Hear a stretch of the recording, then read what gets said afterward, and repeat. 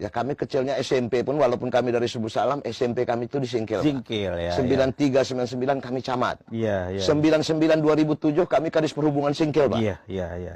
Juga bermain di pulau itu. Dan terakhir juga jadi PJ Bupati di Singkil. Jadi tahu persis kami masalah pulau ini. Tidak pernah ada masalah. Iya, iya. Kok betul sama-sama Indonesia, kita kembali kepada MOU Helsinki, Pak. Oh. MOU Helsinki itu batas Aceh dengan Sumatera Utara kembali kepada 1 Juli 56. Kalau di daerah disengketakan, batas Aceh sama Sumut itu barus, Pak. Iya, iya. Jadi ya, kalau ya, di daerah Aceh Tenggara, bukan di Lepakam, seperti kesepakatan gubernur, tapi di Lewalang. Iya, Ayo kita iya. ikut itu, masih sama-sama Indonesia. Iya, iya, iya, iya, iya, iya. Apa mau Sumatera Utara?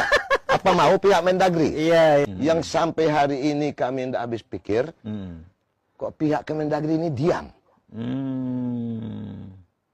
Apa perlu kita ribut-ribut lagi? Iya, iya, iya. Nggak akan lepas ini, Pak. Kami yakin.